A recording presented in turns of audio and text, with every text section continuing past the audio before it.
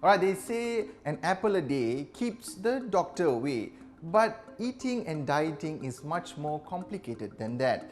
Now, Malaysia has been known to be the fattest country in Asia, not something we need to be proud about.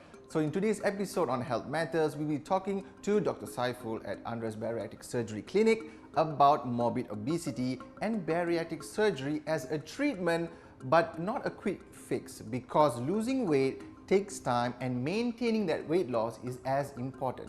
So join me to this episode. This is Health Matters with me, Dishen Kumar.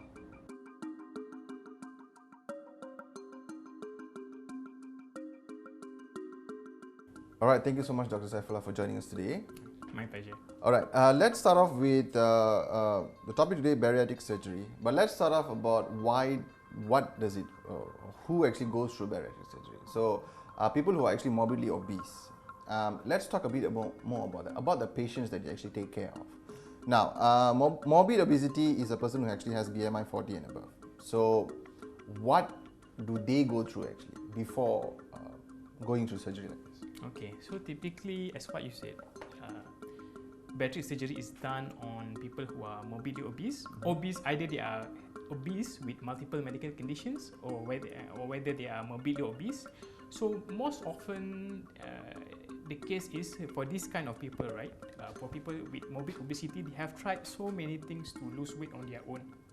People in their right mind wouldn't think of surgery as the first line when they want to lose weight. So these people, when they have decided on surgery, usually they have tried many years of dieting, exercising. Some will even go for certain medications to help them to try to lose weight. But the typical scenario is they lose weight in the beginning, maybe 10 kilos, 15 kilos, but after many months, the weight comes back.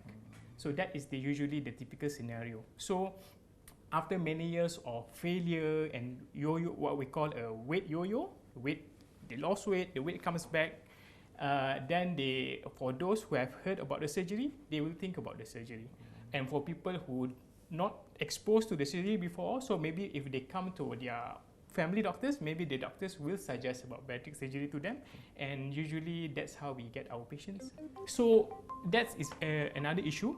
When people when people want to lose weight, they always go to solution is dieting and exercise. That is actually correct, but dieting and exercise by itself may not be sufficient for people who are morbidly obese, because they are facing such a great pushback from their body. So for example, our body, right, our mind has a weight set point. So what's going to happen is when they try to lose weight by dieting and exercise, they will be in a calorie deficit state. Okay, so their brain will allow that in the beginning, but after maybe a few months or few weeks for some people, their brain will consider that their effort to lose weight as a threat to that weight set point. So what happens is the brain will coordinate a response like a cascade of response by the body to try to bring back the original weight. So that's why a lot of dieters fail, because their body is resisting the effort.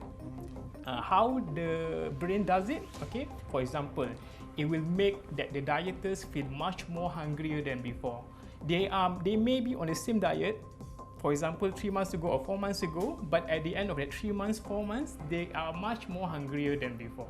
Okay, they will feel that they feel tired most of the time because their metabolism will be lowered. Okay, their body will, their brain will purposely make their metabolism lowest. Okay, to try to bring back the original weight.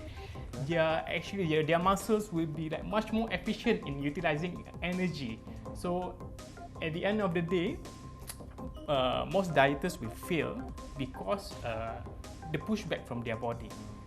Okay. And then for morbidly obese people, the pushback that they receive is much greater than people who, for example, is just 5 kilos or 7 kilos overweight. When we're talking about people who are 30 kilo of having excess weight, the pushback from their body is really tremendous. It's really big, to the point that they are almost certain to fail. Maybe out of 100, only one will be able to lose weight and maintain that weight loss for many years. That is actually the holy grail or the like $1,000,000 questions when it comes to weight loss industry, I would say. Because to lose weight is easy. I put you on a reduced calorie diet. Essentially, you eat less than what you eat last week or 2 weeks ago, you will lose weight. That is easy. That is like basic math, isn't it? Like energy in, energy out. But our body is not, it doesn't obey the laws of physics. Okay, biology like to messes with physics. So physiology doesn't follow physics by 100%. So what happens is when they try to lose weight, the weight most often always comes back. Okay, so through the hormonal manipulation, okay, the reward system of the brain is being triggered to make the food to make the food looks more appealing. Same type of food will look much more appealing and much more delicious to you if you are on a diet. Okay? So that is actually not just your, not just your mind playing tricks on you. That's actually like a biological reason for that happening. Actually, worldwide, right? People like doctors who deal with obesity worldwide, we are moving away towards the victim blaming, meaning to say is maybe partly their morbid obesity problem. It's partly contributed by their eating habits, by the lifestyle, but it's not entirely that. To say that it's entirely that, we are actually being unfair to the patients. For example, a typical Malaysian food environment, right, is very obesogenic, meaning to say if you have someone who has the genetic predisposition to be obese, you put them in a Malaysian environment, they will gain weight. Okay, for people who have that genetic predisposition to become morbid obese, we put them in a typical Malaysian environment where food is everywhere, food is accessible 24/7. There's no like no wonder they gain weight, no wonder they became morbid obese, because what is considered as normal Malaysian food environment is actually very obesogenic. Okay, so if they have been raised to be in that kind of environment since they were little, then they won't know that it's the wrong kind of food to take. Okay, it's not just eating less and moving more. It's actually much more complex. Now we are talking about the genetics.